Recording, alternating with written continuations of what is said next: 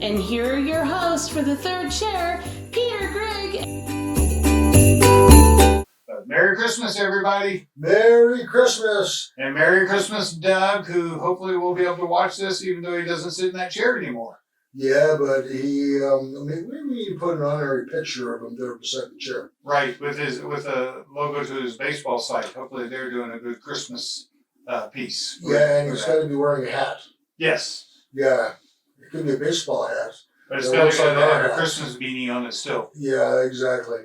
Yeah, so this is a review of the episode that was shown on Christmas. This is what we're calling episode 5, not because it's the 5th episode, but just because it's called 5. in the lineup. We had 6 last week, now we have 5.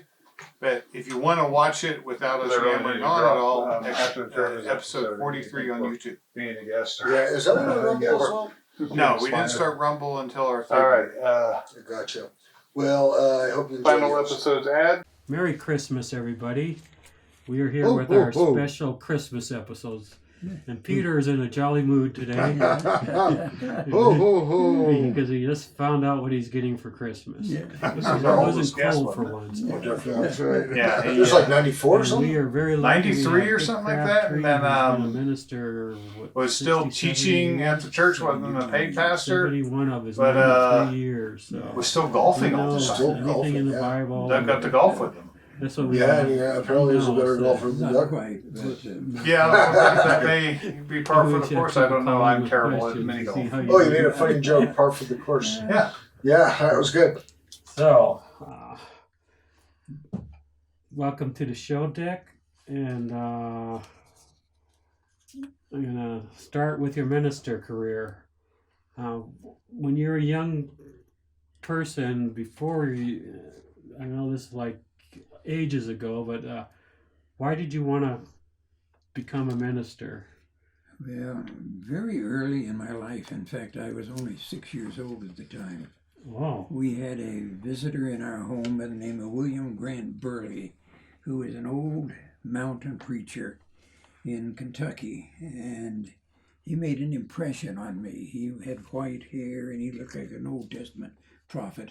And I remembered him, and that kind of a factor. And for many years, when anybody asked, what do you want to do, I always say, I want to be a minister.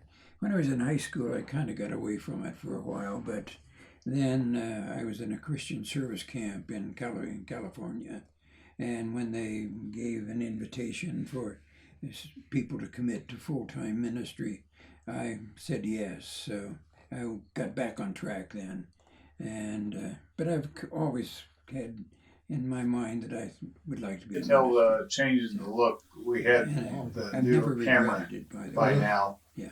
and so Except looks for a lot couple better. years The of color's high more school. natural. Yeah. Amazing the Well, difference it's this never a while. camera You had a change will very make. strong youth Yeah, the group camera in makes me church still in look better than I California, am. very strong group. But no, that's post production. I have this You blow thing- me up in post-production. Well, yeah, I can pump air into it, and it just makes you look bigger. So everybody, Peter is 25 pounds lighter than what he looks like on camera.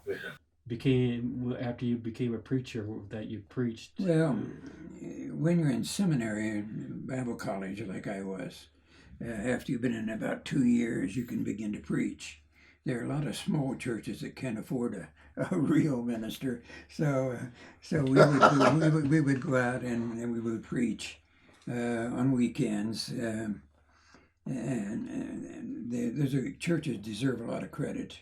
They put up with a lot of bad preaching, but we provided a ministry for them. And so I came from Southern California, and the first church I ended up with was the Allen's Chapel in Maloneton, Kentucky, way back in the hills of Kentucky.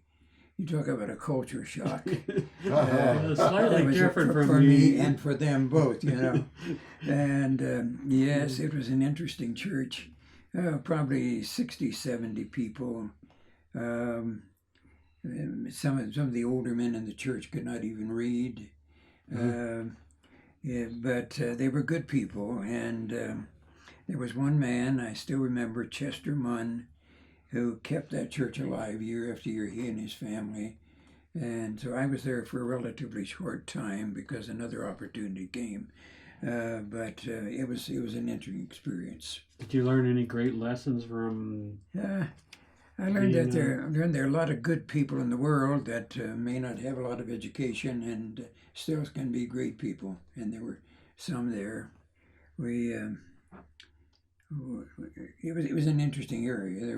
There were revenuers all over the place. No. In fact, they said, no, Brother Crabtree, you don't want to go walking around at night any of these roads, because you have to be taken for revenuer and these moonshiners. So, So they didn't want you to find it into the stills either. Might be into my ministry. So, yeah, it's really wild. But that moonshine industry created a whole sport. NASCAR. A big, tall Yankee. Yeah, that's right. Lanky mountaineer type guy, about 6'3". He was a carpenter. He was probably the most affluent person in the community. But he said the sheriff used to deputize him when he was going out. The sheriff would go out, and he was going to go out to destroy a still, and he would take him along. He would deputize him. He said, I was the back door man. And he said it was my job to get on the back door, and I would stand there like this because I knew the minute he knocked on the front door, this guy was going to come busting out the back door. He said, I've been knocked off more back porches than any man in Kentucky. And then 6'3". Yeah, but the interesting thing was, he said he then had to smash up the still. Since he was a carpenter, he'd come back and say, Jess, I'm really sorry we had to bust up your still, but if you want, I'll rebuild it for you. So he had things coming and going, didn't he? But they were interesting people, yeah. I don't know. I was surprised. I thought, these people don't understand me. I don't understand them. But Chester Munn, who was the leader of the church, when I left, said, Dick, we're really sorry to see you leave. And I was surprised. Because I thought it was a total failure. Yeah. So what was your biggest challenge? Just understanding the people there? Yes, it's really totally different.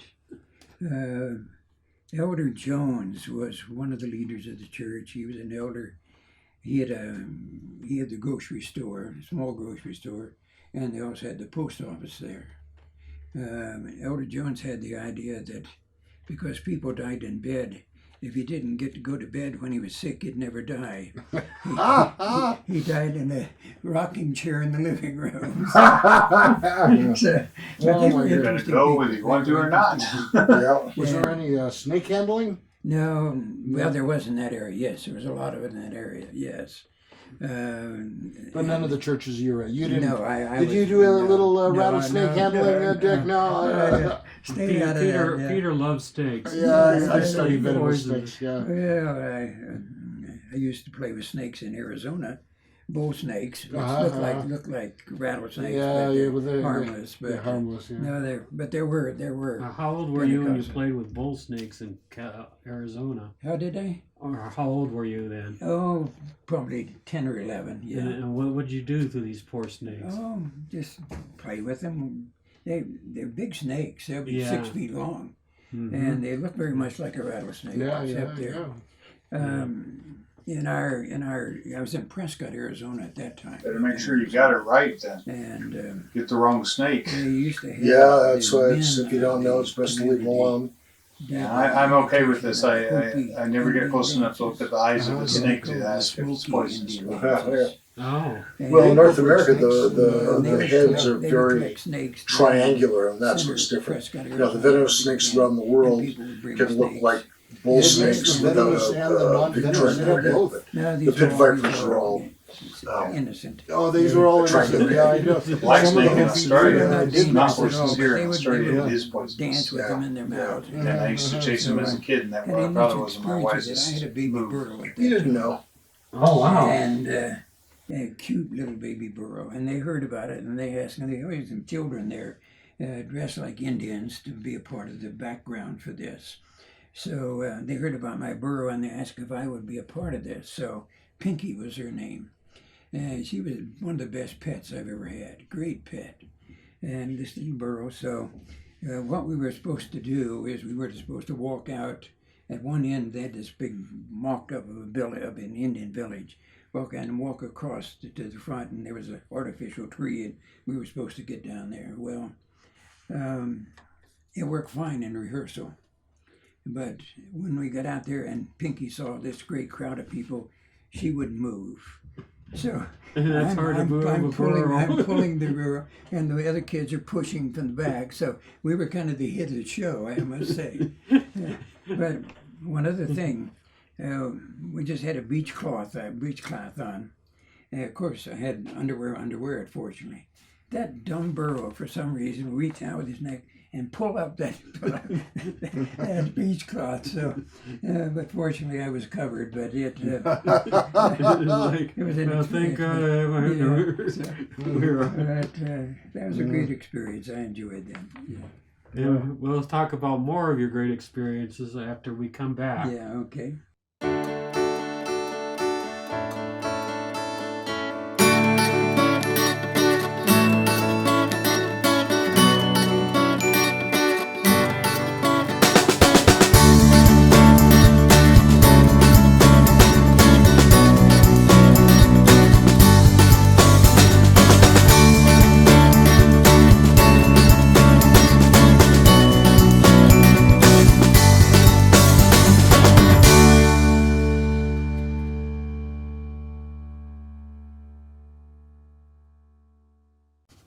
Welcome back to the third chair. I'm Peter, that's Doug, and we're here with our special guest, Dick Crabtree. Thanks for being here with us. On our break, we were just talking about how often Dick eats grasshopper protein bars, and I did get think real the fluffy. answer is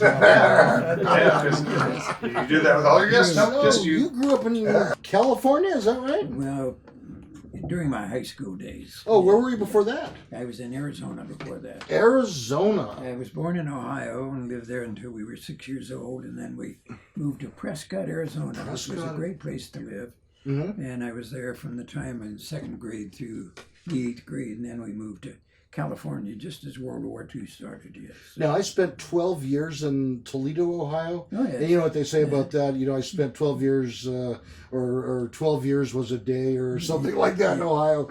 Do you have memories of Ohio? Yes. Interesting. One of my student ministries after I was in Kentucky, I moved to a church over out of Portsmouth, Ohio. And it was a church that I had attended when I was first born until I was 6 years old. Oh, wow. Which was also kind of Was it weird? a problem for me. Oh. Because these folks had known me when I was growing up. And if I began to put on any airs, the ladies would say, "Don't you get put on airs with me. I used to change your diapers." Yeah. Which is very humiliating.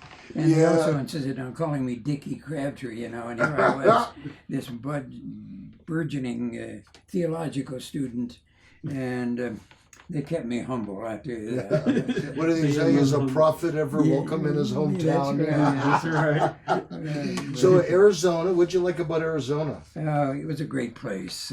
We were in a pine forest area, very much like Colorado Springs, and we had a ranch next door. And People forget Arizona's not always all hot. And, Yeah, but a lot of it is. Yeah, a lot of it is. Phoenix definitely is hot. But there are areas were you that are ever very, on a very farm? nice as well. Never, Well, of course, never. the southern My part of, grandmother had a farm. Arizona, isn't that on the Mexican border? The southern part Yeah, of Arizona? yeah. And they have a little bit of a border problem as well. Yeah. Just out of Portsmouth, Ohio, and called Wheelersburg. No. Wheelersburg, Ohio, yes. Now, growing up at the time, do you remember, what was your typical breakfast like? Because I think breakfasts have really changed from 50 or 60 years ago. It was. I can't ever think that we'd have ham and eggs or bacon and eggs. Cereal, a lot of cereal. Mm-hmm. Hot cereal, dry cereal.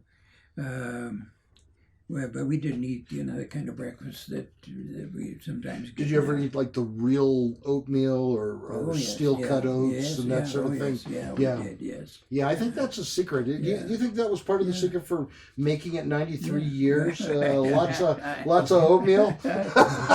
I have good genes. My father lived to be 95. Oh wow! So, okay. Nice. You can go to the grocery store and just buy everything pre-made. 3 more There, years. We'll see about that. Yes. So, did you? You came from a nuclear family, a mom, dad, No brothers, microwaves. sisters? I was the only child. Only child. Yeah. Okay, that explains a lot, Dick. In what way? In what So way? were you spoiled? I regretted it in a way. Oh, is that right? I felt I missed brothers and sisters. A lot of I only really children, did. right? I had a good family life. Had parents that loved me and cared for me very well, but I kind of felt I missed something. Yeah. But then, like, you'd go to church and you'd have all these brothers and sisters. Oh yes, and then you go home and you didn't feel so bad. Yeah. That's right. Now, I yes, found it something during the break that I find really fascinating, and that is you were in high school during World War II. Yes. And like the day that we're filming here, it's around December the 7th. Yeah, that's right. And so you remember Oh yes. the radio, the newspapers of the attack of Pearl Harbor. Yes. Yes. I was in church. We were in church that morning, and on our way home, we turned on the radio and heard that the attack had occurred on Pearl Harbor, and we didn't know quite what was happening. And at that time, some of the commentators thought this is a rogue group from Japan. This is really not Japan attacking, but they were wrong. It wasn't. It was a full-scale attack. Yeah, they misunderstood it at first, and as I had mentioned when we were talking earlier, we really anticipated an attack on the West Coast. Yeah. And it was fortified and prepared, and they had all those balloons with the cables. Yeah, I mentioned. Do you know about barrage balloons? Are you familiar with barrage? They use them in England, and they use them there. It's a barrage balloon looks like a blimp. It's about 20, 30 feet long, and it has a steel cable attached to it. And they would, in time of an alert, they would let these go up, and they go up about 2,000 feet. Okay. And the steel cables would stop any low-flying planes. So whenever the barrage balloons went up, we knew something was happening. At least there was some kind of an alert. No, that wasn't though that much.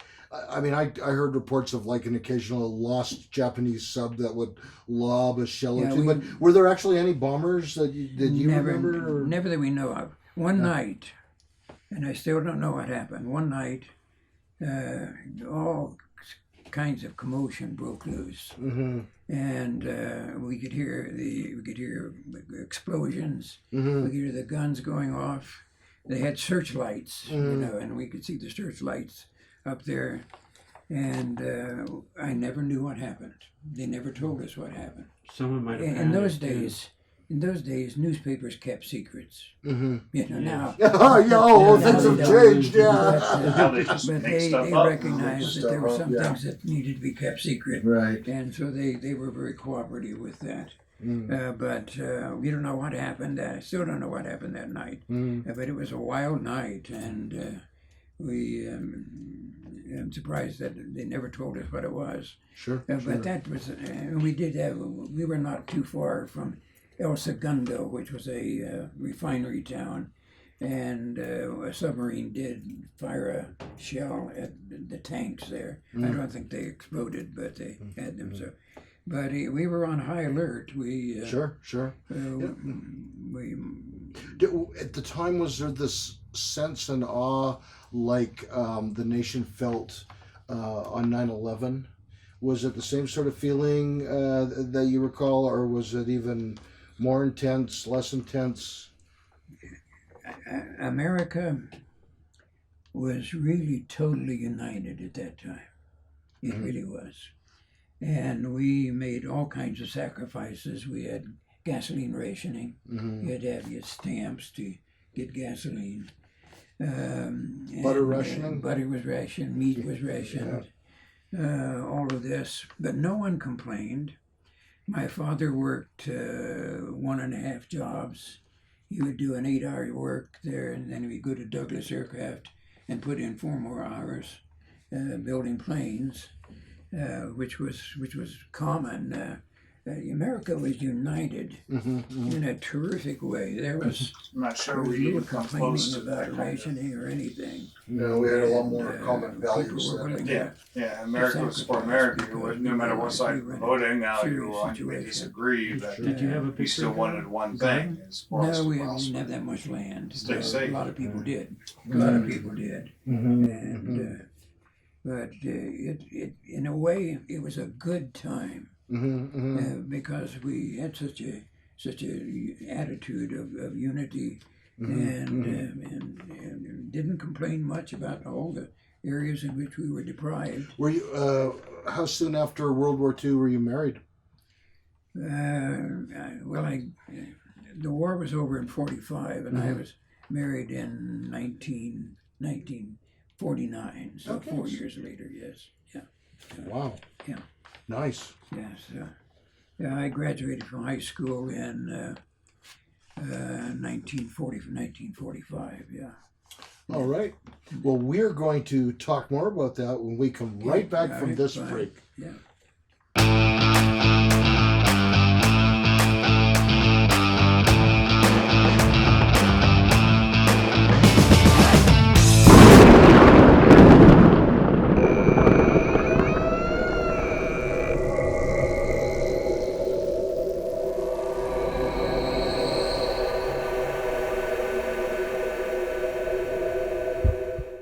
Welcome back to our special Christmas episode. As you can see by our Santa hats, all 3 of us are wearing. We provide a couple of those hats The third tonight chair. to make sure We have everybody a knows we've special got the Ho, ho, Christmas ho. spirit.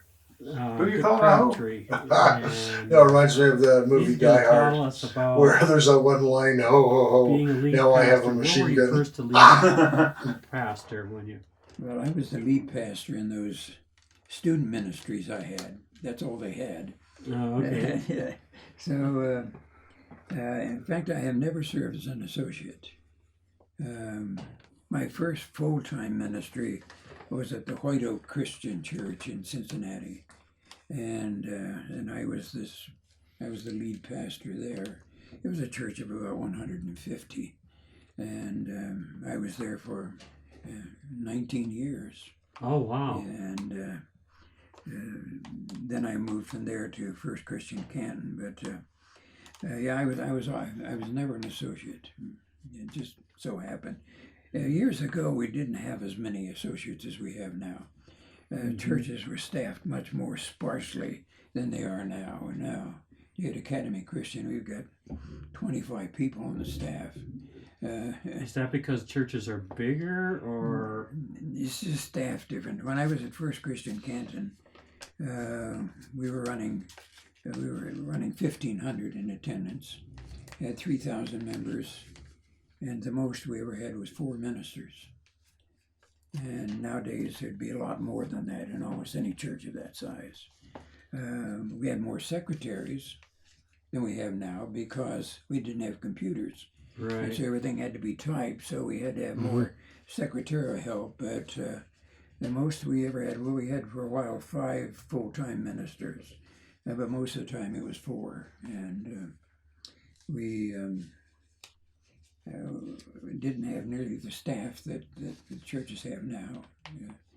Churches of that size would probably have 6 or 8 ministers and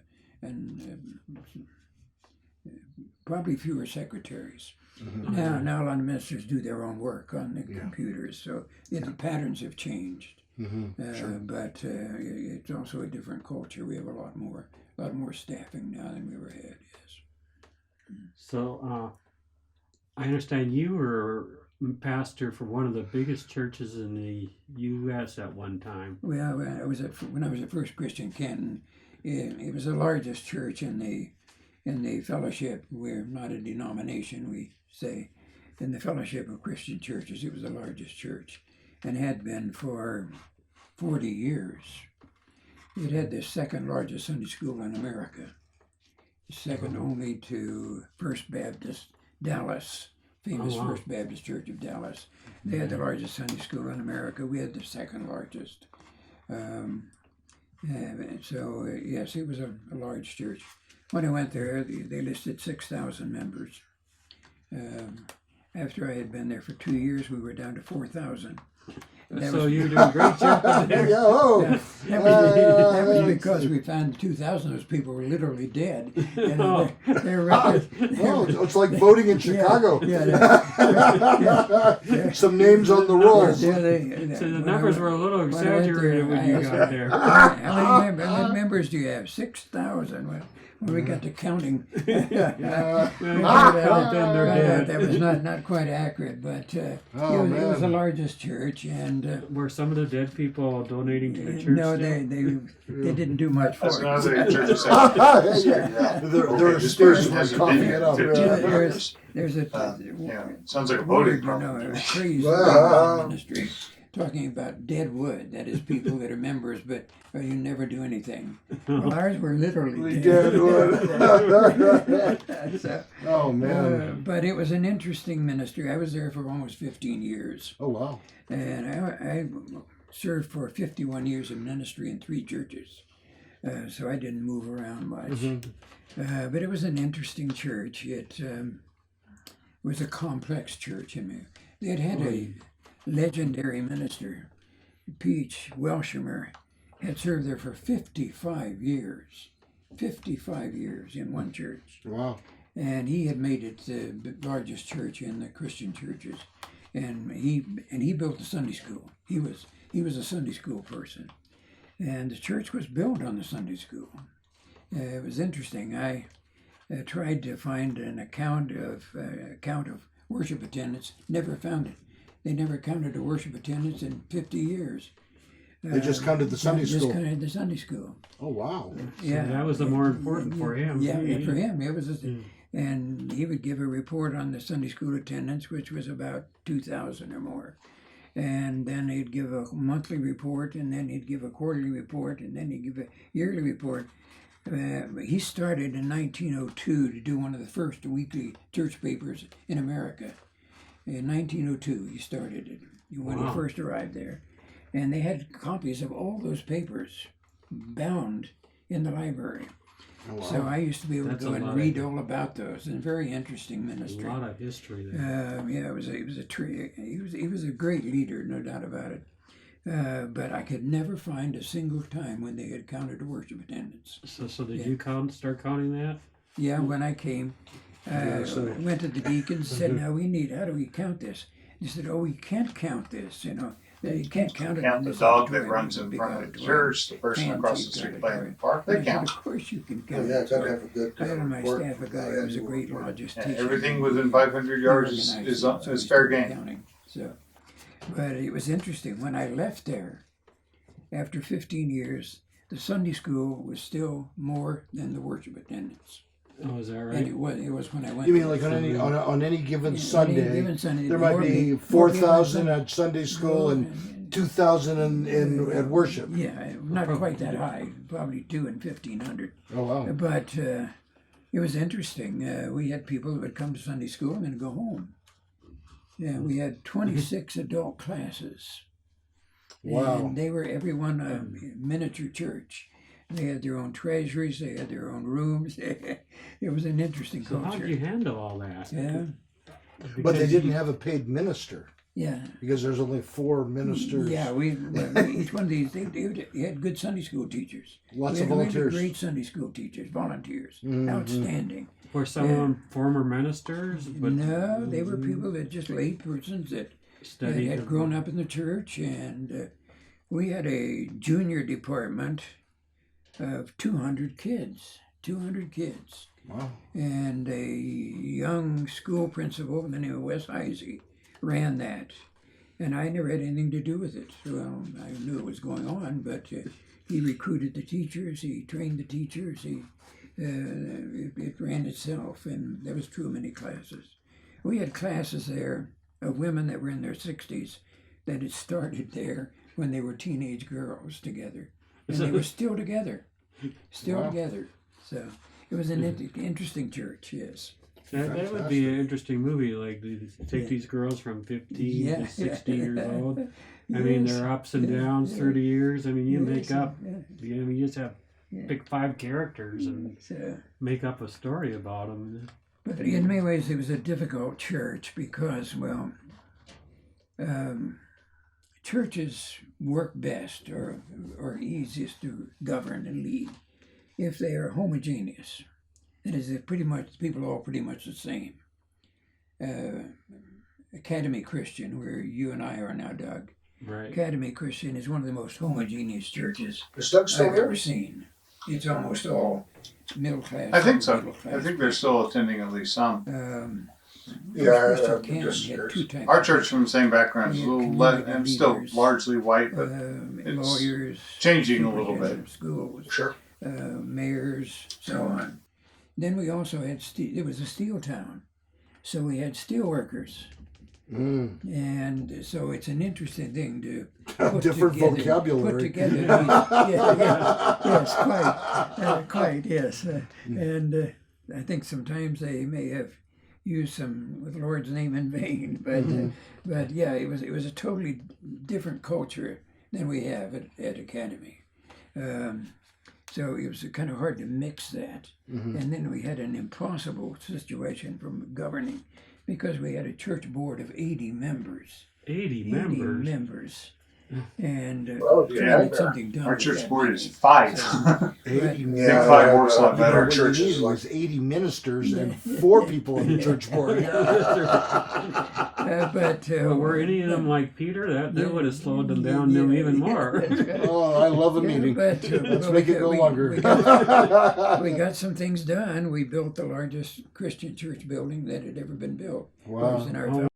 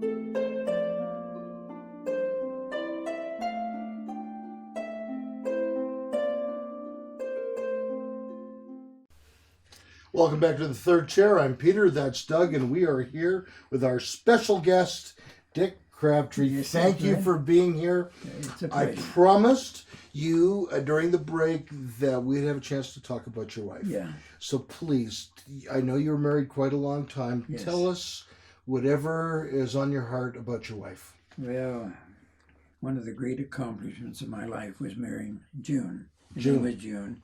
June Lord. I was in high school when we met in high school. Interesting, the last week of my last year at high school we met. But June was our high school superstar. She had the lead in every musical. She was singing for the studios. She sang for MGM, sang for Republic. Oh, wow. She was in, her voice is in a movie, isn't it? When? Her voice, or she was in a movie? Yes, she was she did extra work. And she did the original music. She was in the chorus that did the original music for the Harvey Girls, Atchison, Topeka, and Santa Fe song. Oh, no. They were the first ones to record that. The Harvey Girls starred Judy Garland, right? Yeah, right. Maybe we can get a clip of that when I was for the working, show. When I was working, We never got a clip of that. No, we would have to pay a lot of money for it. Yeah. $50 a day at the studio. Oh, wow. $50 a day. That's pretty. Yeah, that was real money at that No time. women's pay gap there. She was a member of the Screen Actors Guild. Really? And she was in the screen. She did some extra work in the Andy Hardy series. Oh yeah. Yeah. You almost got there, you just didn't want to pay the exorbitant amount of money. $5,000, yeah. You could have done it. Yeah, I was eligible. Before we met, she had been dating and going around with the president of the student body, Bob Finch, who later became lieutenant governor of California, Oh, wow. and also was in Reagan's cabinet. But she didn't marry him, She though. didn't marry him. Yeah. No. She got better. Well, I graduated in 3.5 years, and I graduated in February, and it was the last week of my last year. Of college or high school? High school. This is high school. That's And I was in a physics class, and June was in the physics class. And for some reason, well, I know why. I was sitting next to the valedictorian, and he thought I wasn't paying much attention, but I was getting good scores on my test, so he thought I was cheating. So I say he moved me next to June because he knew she couldn't help me. Well, actually, June got a PhD, but she was not real strong in science, and this was a physics class. Well, at any rate, I was overawed to be sitting next to her, first of all, because she had been one of the stars, and she ran for student body president, lost by 50 votes to a guy. So I was pretty much overawed. What I didn't know was that she had made a wager with her friend Sally that before the semester was up, she could get me to ask her out. So, but I was pretty clumsy about it. I still remember I was talking with her and talking about the basketball game, and I said, "Are you going?" And she said, "Well, I don't have anybody to go with." So I said, "That's the beginning." I invited her, and then I went back to Cincinnati. After I graduated, I went back to Cincinnati, what was in Cincinnati Bible Seminary. She went to the University of California in Santa Barbara, which was a fine arts campus. And she was a music major there. And again, had the lead in all the lead things there. And we kind of got separated for a while. And so she was dating the student body president at University of California, Santa Barbara. So she liked those student body president. She did, those guys. At any rate, we got back together, though. And I remember she wrote a letter and said, I think we lost something that was valuable. So we got back together about the time of my junior year, and we became engaged in my senior year. I graduated 1 year before she did. And as soon as she graduated in 1949, we married. And then she went on she was an educator. She had thought at one time she'd be in music performance, but that's a really tough thing to get into and very difficult. So she became a music educator, and she taught music for a while, and then moved over when our son was born, moved over to elementary because it took less time. Music took a lot of rehearsal time. And so she became a teacher, and she began to get some special assignments. She moved on to become a school principal. Oh, wow. Well, first she was a supervisor of student of education, supervisor of education in a large school district, 15,000 school district. And then she got her PhD, and she was teaching then at University of Akron in their education department. So she was always an overachiever, really was. So you had the big churches, and she had the big district. Yes, and she was in, she was an He outside. had lost her not too long before this, I think, just a couple of years. Yeah. A few years. Yeah.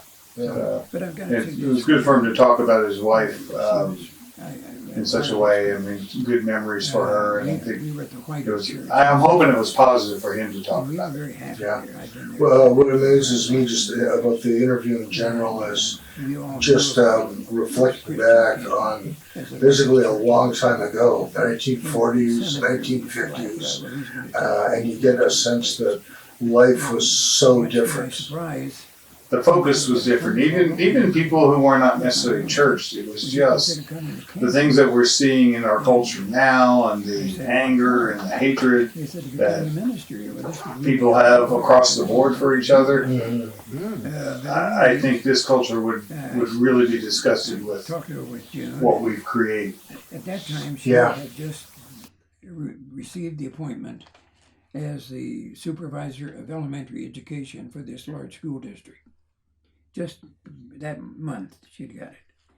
And I said, June, we can't go up there. We can't even consider it. You've got this new position. We can't even consider it. She said, I think we ought to. Mm. And I said, well, she said, well, at least let's go and talk. So we did. We went up, and we were there, and I preached for the church, and we met with some people afterwards, and on the way home, we talked about it. And I kept saying, June, we can't do this. You just got this great promotion that you've been wanting. And she said, well, why would we say we wouldn't? And I said, well, because he said, that's not enough of a reason. She said, I think they need us, and I think we ought to go. Mm. So she resigned this position that she had just had, and we went to Canton. Well, fortunately, God is good. She got a similar position in the Plain Local School District, which was the second largest local to a school district, not the big city districts outside the city. Big city district, she got a position there as the as administrator of elementary education, as the supervisor, and then went on to be a principal there and so on. So, well, we had a good marriage, and I greatly admire the fact that she was willing to make that sacrifice and give up something that she had wanted, because she said, I think they need us. And he was different for that culture. And a lot of marriages be, wife, you pack up, go with me, do what I tell you. Cancer. But he had a great deal of respect for her and what God was doing in her life outside of the church. So I always found that pretty impressive, because that was a time frame where a lot of women just weren't respected for what they were capable of and how God could use them. Yeah, I agree.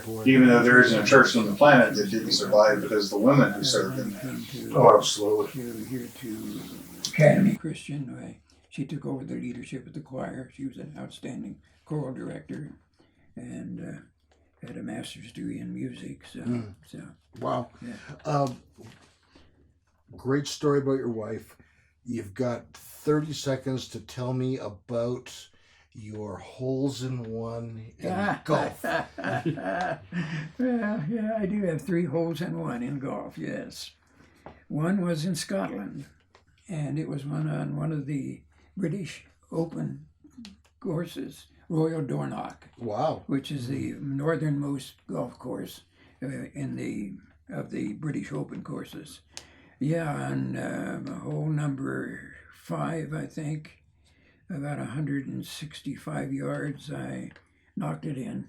Nice. And then I was a member of Glen Eagle Country Club, and I Up north here. had two of those. I had two Two of them holes there. in one there, yes. That's right. So, We know Were that. they the same hole? what's this? Were they the same hole? No, different. One was hole number 5, and one was hole number 13, yeah. Well, that reminds me, why do golfers have to bring 2 pairs of pants? In case they get a hole in one. On that note, we're going to be right back.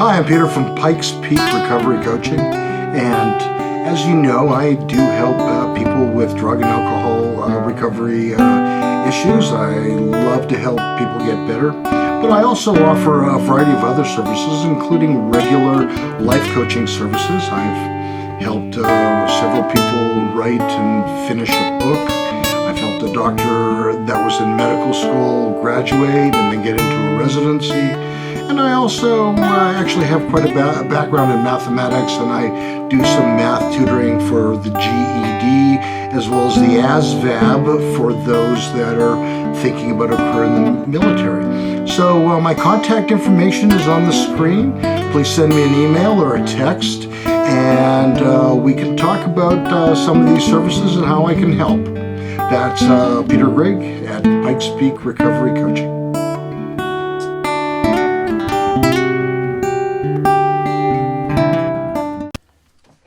Welcome back to the third chair. And Dick, I have a follow-up question to golf. What was the best round you ever shot? I shot par once in my life. I shot a 72 at the Winton Woods Golf Course in Cincinnati, Ohio. Wow. So, at a 72, right. And that was the Use par. this again, that's par for the course. I shot Yeah. not quite far. I shot 136 once. That's pretty amazing. 'Cause Yeah, you never golfed. I cheated on mini golf course. Well, Now, basically it's every time. 93, But I still was lose. in trouble breaking 100, as you know, Doug, as we Yeah. play together. Yeah. So, yeah. So, But I've seen you break 100 in the last yeah, couple of years, yeah, so I have occasionally. that's impressive. Yeah.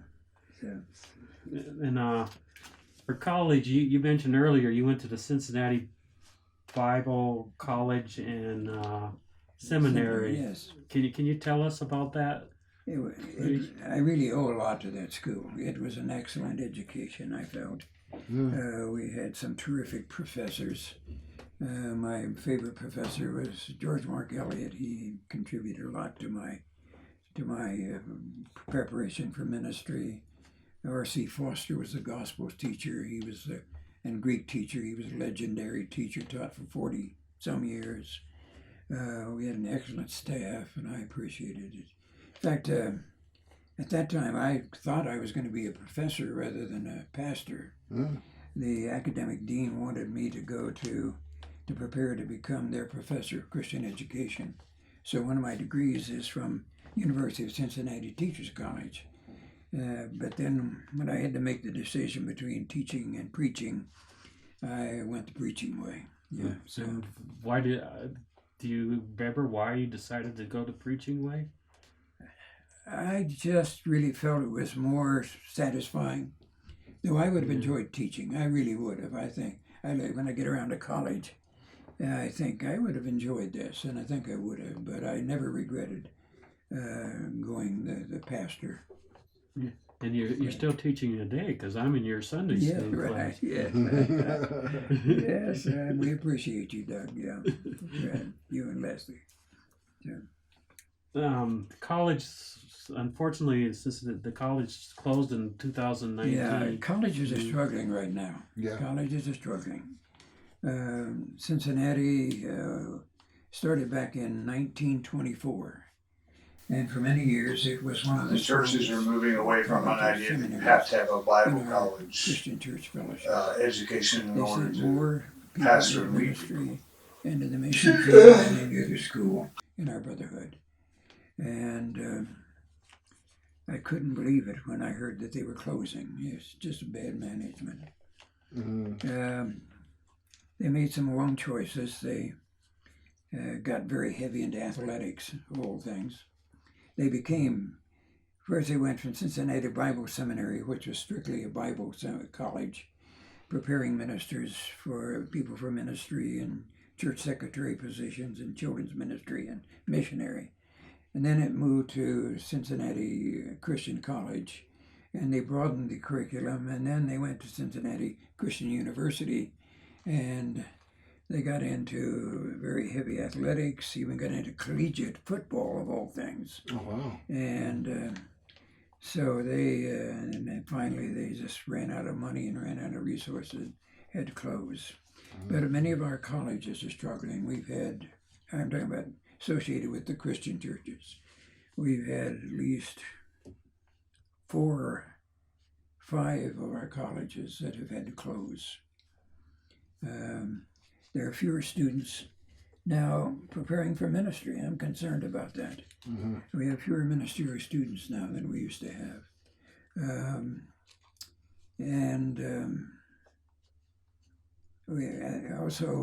It's expensive to run colleges and seminaries. I was a trustee of Emmanuel Christian Seminary, which is a graduate seminary, for many years, for 45 years. Mm-hmm.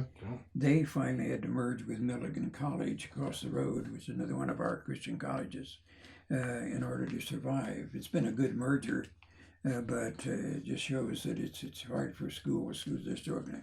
And it's true not only among Christian churches, but it's true among many denominations and evangelical groups as well. Yes. No, that's too bad.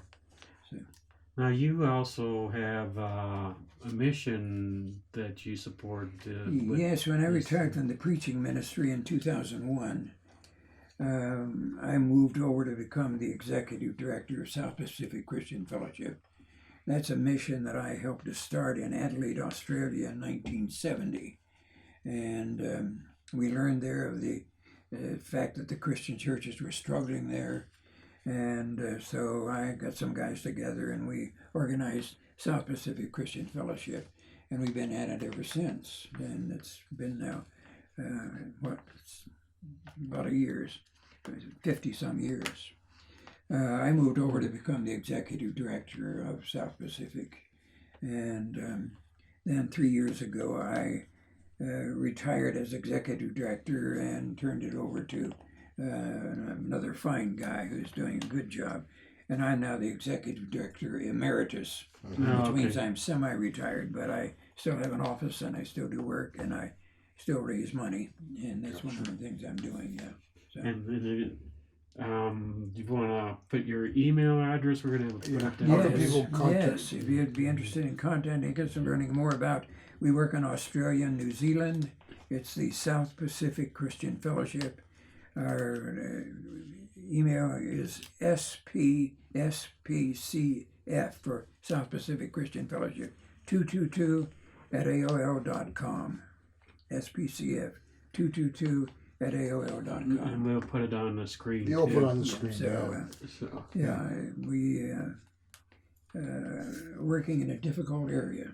Sure. In Australia and New Zealand. And New Zealand, it's estimated that 95% of the people do not go to church. Wow. Oh, wow. 95% do not.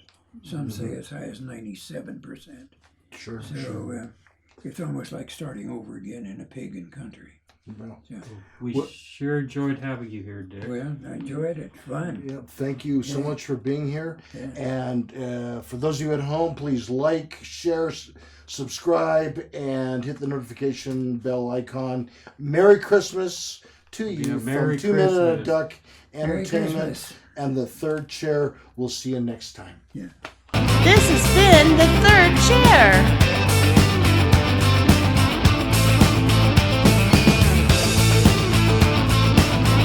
Want to be a guest? Want to sponsor our show? Send us an email. Please subscribe to our channel and follow us on social media.